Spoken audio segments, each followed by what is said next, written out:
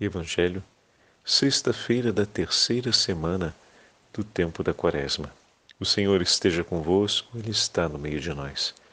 Proclamação do Evangelho de Jesus Cristo, segundo São Marcos. Glória a vós, Senhor.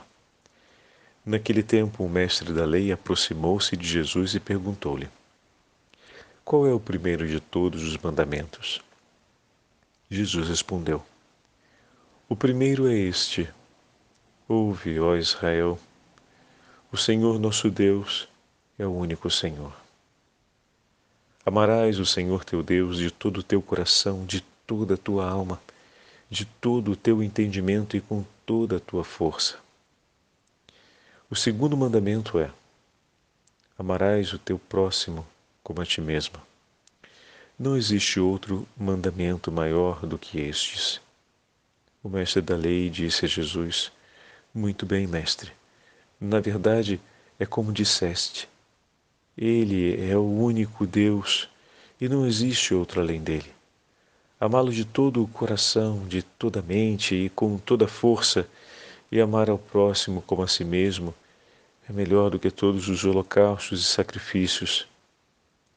Jesus viu que ele tinha respondido com inteligência e disse: Tu não estás longe do reino de Deus. E ninguém mais tinha coragem de fazer perguntas a Jesus. Palavra da salvação. Glória a vós, Senhor. Sexta-feira da terceira semana do tempo da Quaresma, em nome do Pai, do Filho e do Espírito Santo. Amém. Queridos irmãos e irmãs, a Santa Liturgia nos leva hoje ao 12º capítulo do Evangelho de São Marcos. E hoje, Jesus mais uma vez vem perguntado, ou seja, mais uma vez está diante de um mestre da lei que lhe pergunta, que lhe coloca uma questão. Porém, o seu interlocutor de hoje tem um coração sensível ao falar de Cristo. Não busca levar Jesus à prova, mas o seu interesse é ouvir o que o Senhor tem a dizer. Ele escuta com atenção as palavras de Jesus e espera poder receber dessa palavra algo que lhe ilumine a compreensão das verdades que estão contidas na Sagrada Escritura. Ele se coloca diante de Jesus com o interesse de acolher o que ele tem a dizer. Ele se coloca diante de Jesus e reconhece a lei e o que recebeu dos profetas. Ele é o mestre de Israel. Ele recebeu da parte de Deus a bênção para instruir o povo no caminho da verdade. E agora está diante do Senhor da verdade e busca ouvir a sua voz. No discurso que ele fará diante das palavras de Jesus, ele tomará a sua vida nas mãos, diante do que o Senhor ensinou e instruiu ao povo de Israel. Ele coloca os seus ouvidos por primeiro próximo daquilo que Deus disse. E dessa forma se une às palavras de Jesus e a acolhe no coração como palavras para si, como palavras que iluminam os seus passos, como as palavras que levam a cumprimento o que foi ensinado na lei e nos profetas. Percebem como o Evangelho de hoje vem nos mostrar agora o testemunho daquele que escuta. Tivemos o testemunho daqueles que estabelecem resistências ao que Deus faz e fala, mas hoje Marcos 12 nos traz o testemunho daquele que escuta, daquele que age com inteligência, como vai nos dizer o Evangelho. O padre vai pegar aqui. Jesus viu que ele tinha respondido com inteligência e disse: tu não estás longe do reino de Deus. Queridos irmãos e irmãs, peçamos hoje de maneira especial ao Senhor a graça de termos também a nossa inteligência iluminada pelo Divino Espírito Santo. No corpo das celebrações litúrgicas, hoje temos a possibilidade de comemorar São Patrick, que é o grande patrono da Irlanda. Eu queria chamar a atenção, como nós sabemos, a vida dos santos, elas são um testemunho vivo de tudo aquilo que o Evangelho nos ensina e fala. E na vida de São Patrick não foi diferente. Mas por que razão, Dom Fábio? Ele, quando muito jovem, foi capturado, nasceu na Grã-Bretanha, e foi capturado e levado como escravo para a Irlanda. Por 6 anos lá ficou, e depois desse tempo conseguiu fugir e sair da terra e das garras daqueles que o escravizaram, que lhe fizeram mal, que lhe fizeram sofrer, que trouxeram sobre ele as dores próprias de quem passa por privações e angústias. Regressou à sua terra de origem e ali seguiu a história e a estrada de sua vocação. Homem temente a Deus, se deixou sempre guiar pelo Senhor, e o Senhor lhe mostrou que o chamava ao sacerdócio e ao cuidado do seu povo. Foi feito sacerdote, posteriormente também foi feito bispo e consagrou a sua inteira vida à evangelização daquela terra que antes fora terra das suas dores, do seu cativeiro. Ele parte para a Irlanda para que aquela terra que antes era lugar de prisão, agora fosse libertada pela palavra de Cristo. Ele tomou as memórias e as dores do seu passado e, guiados por Deus, não apenas declarou o perdão a todo o mal que sofreu durante o seu tempo na Irlanda, mas ele fez da sua vida um anúncio de misericórdia e dessa forma se torna o grande missionário e evangelizador da inteira Irlanda. Olha que testemunho lindo, meus irmãos. É muito ligado a São Patrick e também ao povo irlandês a imagenzinha do trevo de 3 folhas, não é verdade?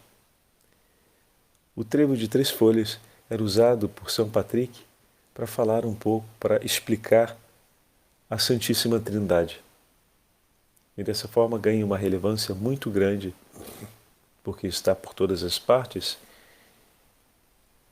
e se torna um símbolo nacional de todo o povo, por conta das palavras desse santo homem. Aquela terra que poderia ser contada nas suas memórias como lugar da sua dor, como lugar abominável, porque ali ele foi levado como escravo, se torna um lugar santo e de santificação de muitas almas, porque ele escolheu perdoar 70 vezes 7. Porque ele tomou nas mãos as palavras do Senhor e entregou a sua vida por amor a Cristo. Porque ele não teve medo de tomar nas mãos as suas dores e confiá-las a Deus. Veja o poder de transformação que o Senhor tem sobre toda a nossa história. Deus não quer apenas arrancar as dores do nosso coração e enxugar as lágrimas do nosso sofrimento, mas Ele quer transformar a inteira história e salvar as almas. O Senhor não queria apenas curar o profeta Jonas daquilo que se passou na história das gerações que o antecederam e dessa forma curá-lo de suas dores, e arrancar dele um ato de obediência, o Senhor queria salvar a inteira cidade de Nínive. Não bastava a obediência de Jonas a Deus. Deus queria também resgatar a inteira terra de Nínive. E ele não abria mão disso.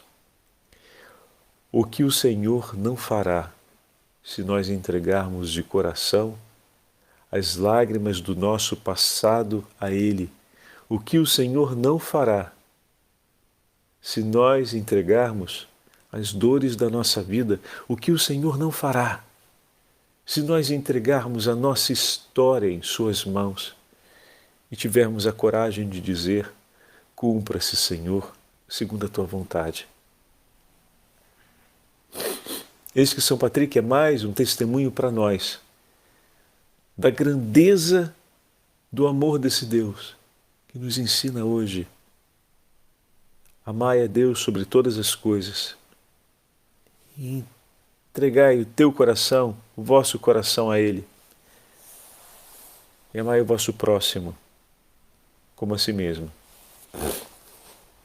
Da mesma forma como São Patrick amou a Deus e mergulhou na profundeza do seu amor, e aqui nós tomamos de novo a imagem da samaritana que nós vimos no último domingo, ele se torna para o inteiro povo irlandês agora uma torrente de água viva que vai inundando todas as planícies até que o inteiro povo receba a água viva de Deus e possa, bebendo desse manancial, se tornar também fonte de água viva. De maneira que será depois das terras da Irlanda que partirão missionários por todo o mundo. E aqui tem uma outra particularidade. Já naquele período, poderemos dizer que 100 anos antes, São Patrick foi um daqueles que defendeu e motivou a confissão na sua forma como nós a conhecemos hoje, a confissão auricular e não comunitária. O grande passo para a confissão auricular, ou seja, onde o penitente se coloca individualmente diante do confessor, apresenta-lhe os próprios pecados, recebe dele o perdão, ele que realiza isso em nome da Igreja. São Patrick foi um dos primeiros a introduzir não apenas a fórmula como nós a conhecemos, mas introduzir esse momento da chamada confissão auricular, já 100 anos antes, porque quem ama adverte com antecedência as belezas daquilo que Deus vai nos entregar. E essa é uma outra palavra muito frequente na vida dos santos. O Senhor fala ao coração de seus amigos as alegrias e os anseios de seu coração. E dessa forma, já entrega os tesouros de sua graça ou os anuncia antecipadamente a fim de que aquela alegria possa ser cuidada, reconhecida e celebrada com alegria. E dessa forma, aquele que iria trazer muitas almas até o Senhor já participava antecipadamente daquela que seria a alegria de toda a Igreja. Hoje, se tomamos um trechinho da venerável Madalena Delbré, missionária das pessoas de rua, que viveu entre 1904 e 1964, ela nos fala a respeito da vida enraizada no Evangelho e nos diz assim: não sabemos suficientemente o que Deus quer do nosso coração. Não aprendemos suficientemente de Jesus no Evangelho que Deus não rejeita o coração que criou, que Deus quer e pode converter o nosso próprio coração, que Deus quer que o amemos com todo o coração, com toda a nossa força, que a caridade ultrapassa o nosso coração, que é o nosso coração que torna carne em nós. Jesus não veio arrancar-nos o coração mau e fazer de nós homens e mulheres sem coração. Não. Ele veio para dar-nos um coração novo, capaz de se tornar semelhante ao dele, um coração de carne. O Evangelho ensina-nos, mostra-nos, propõe-nos, de uma ponta a outra, não outra coisa, senão a conversão de nosso próprio coração. Para vivermos, queridos irmãos e irmãs, para vivermos e vivermos em paz e vivermos em Deus, temos de amar. O Sagrado Coração, o coração de Cristo, mostra-nos muito bem como seremos quando ressuscitarmos do pecado e vivermos da vida eterna. Este coração, que queremos em tudo copiar, reproduzir e manter vivo, não é apenas um coração justo. Para ele nos assemelharmos, não basta orientarmos bem o nosso coração, verificá-lo, retificá-lo, em suma, fazer um exame de consciência e exercícios de perfeição. Para ser o coração do homem novo, este coração tem de ser um coração de filhos de Deus.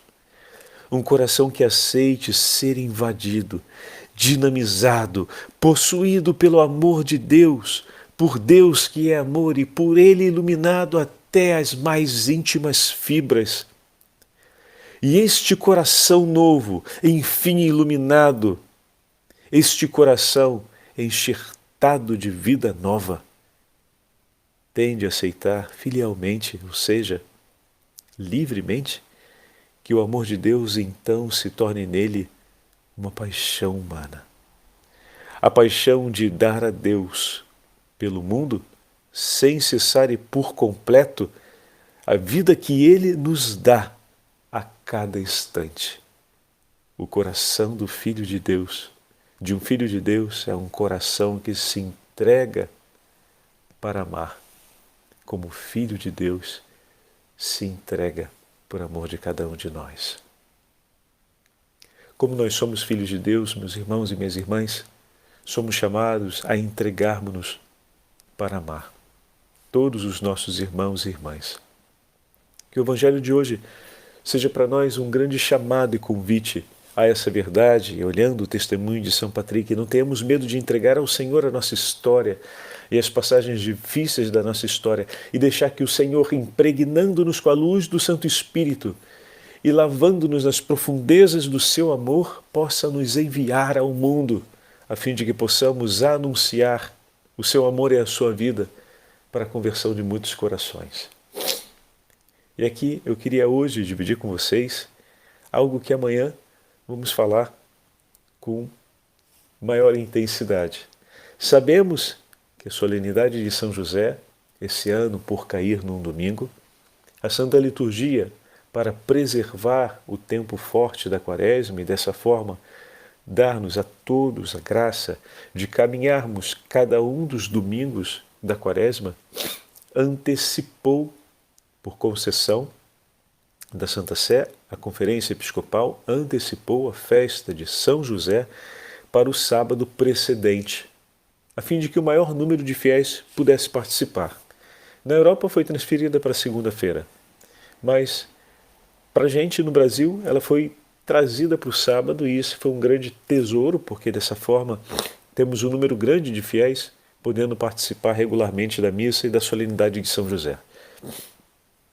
Na nossa Arquidiocese do Rio de Janeiro, o cardeal Dona Nitempesta enviou uma carta a todo o clero e ao povo de Deus, convocando toda a comunidade da Arquidiocese do Rio de Janeiro, e eu faço presente a todos vocês esse chamado para que no dia dedicado a São José, esse ano será o dia 18 de março, por essa razão que eu acabei de explicar, pudéssemos fazer desse dia um dia de oração pelos nossos sacerdotes.